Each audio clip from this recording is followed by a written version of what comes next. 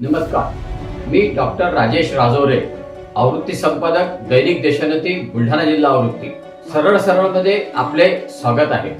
दोन मित्र, एक स्वप्न आणि भारताची अवकाश भरारी असा आपला सरळचा विषय आहे. हौसला बुलंद हो तो मंजिलें भी झुक जाती है. हौसला बुलंद हो तो मंजिलें भी झुक जाती है.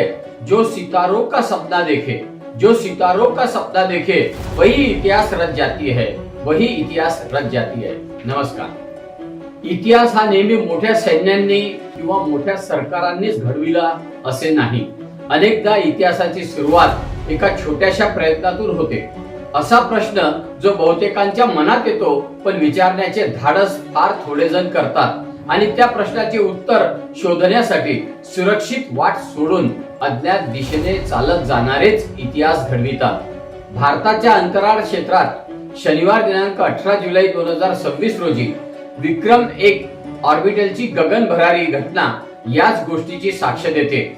इस्रो मध्ये कार्यरत असलेले दोन तरुण वैज्ञानिक पवन कुमार चंदना आणि नागा भारत डाका या दोघांकडे प्रतिष्ठेची नोकरी, समाजातील मान, सुरक्षित भविष्य आणि देशासाठी काम करण्याची संधी होती. पण त्यांना एक प्रश्न सतावत होता.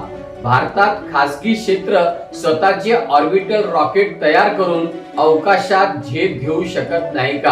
हा प्रश्न केवळ तांत्रिक नव्हता, तो मानसिकतेला आव्हान देणारा होता.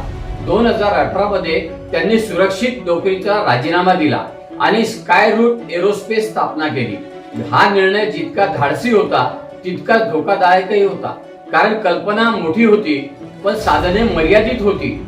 निधीची चिंता, तांत्रिक अडचणी, अपयशाची शक्यता आणि समाजाचे प्रश्न. एवढी चांगली नोकरी का सोडली हे सर्व त्यांच्या समोर होते. पण स्वप्नावर विश्वास असेल तर संकटे, अडथळे न राहता पायऱ्या बनतात. 18 जुलै 2026 रोजी स्कायरूट एरोस्पेसच्या विक्रम-1 या रॉकेटने यशस्वी झेप घेतली. भारताच्या खासगी अवकाश उद्योगासाठी हा ऐतिहासिक क्षण ठरला. या यशामुळे भारतातील खासगी उद्योगाची क्षमता जगासमोर ठळकपणे आली.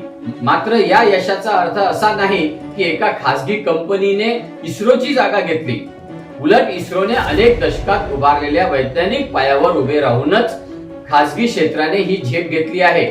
यश हे कधी एकट्याचे नसते, त्यामागे अनेकांचे हात असतात, अनेकांची मने आणि अनेक वर्षांचे परिश्रम दडलेले असतात. आज भारतात शेकडो स्पेस स्टार्टअप्स कार्यरत आहेत. काही वर्षापूर्वी हे चित्र कल्पनेतही नव्हते. बदल फक्त तंत्रज्ञानात झालेला नाही, बदल मानसिकतेत झालेला आहे. पूर्वी सरकारी नोकरी म्हणजे आयुष्याचे अंतिम ध्येय मानले जायचे. आज अनेक तरुण संशोधन, नवकल्पना, उद्योजकता आणि जगातील स्पर्धेत उतरायला तयार झाले आहेत. हा बदल देशासाठी आशादायक आहे. सिर्फ पंखों से कुछ नहीं होता, सिर्फ पंखों से कुछ नहीं होता, हौसलों से उड़ान होती है, हौसलों से उड़ान होती है. या घटनेचा सर्वात मोठा संदेश तरुणांसाठी आहे. मोठी स्वप्ने पाहण्यास घाबरू नका, अपयशाची भीती बाळगू नका. प्रत्येक मोठ्या यशामागे अनेक अपयश दडलेली असतात. महत्वाचे म्हणजे प्रयत्न थांबता कामा नयेत आणि प्रयत्नात सातत्य असावे. याचबरोबर या यशाकडे अंधभक्तीने किंवा व्यक्ती पूजेच्या नजरेतून पाहू नये. भारताची अवकाश यात्रा एका दिवसात सुरू झालेली नाही. विक्रम साराभाई, डॉक्टर APJ अब्दुल कलाम, सतीश धवन आणि इस्रोतील हजारो वैज्ञानिकांनी अनेक दशकांच्या अथक परिश्रमातून हा पाया उभा केला आहे. आजचे स्टार्टअप्स त्या भक्कम पायावर उभे राहून नवीन उंची गाठत आहे. त्यामुळे ही स्पर्धा नसून परस्पर पूरक प्रगती आहे. आज जगात भारताची ओळख केवळ लोकसंख्या, बाजारपेठ किंवा स्वस्त मनुष्यबळ यापुरती मर्यादित राहिलेली नाही. कृत्रिम बुद्धिमत्ता, डिजिटल तंत्रज्ञान, औषध निर्मिती, संरक्षण, स्टार्टअप्स आणि आता अंतराळ संशोधन अशा अनेक क्षेत्रात भारत स्वतःची वेगळी ओळख निर्माण करत आहे.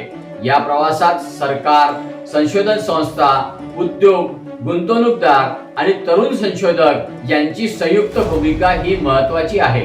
समाज म्हणूनही आपण या यशाकडे केवळ अभिमानाने पाहून थांबू नये. आपल्या घरातील मुलांना, विद्यार्थ्यांना आणि तरुणांना या मागील मेहनत, जिद्द, चिवटपणा, चिकाटी वैज्ञानिक दृष्टिकोन आणि संशोधनाची संस्कृती समजावून सांगितली पाहिजे. मोबाईलच्या पडद्यावर वेळ घालवणारी पिढी प्रयोगशाळेत, संशोधन केंद्रात आणि नवकल्पनाच्या विश्वात पोहोचली तरच भारत खऱ्या अर्थाने विकसित राष्ट्र होईल.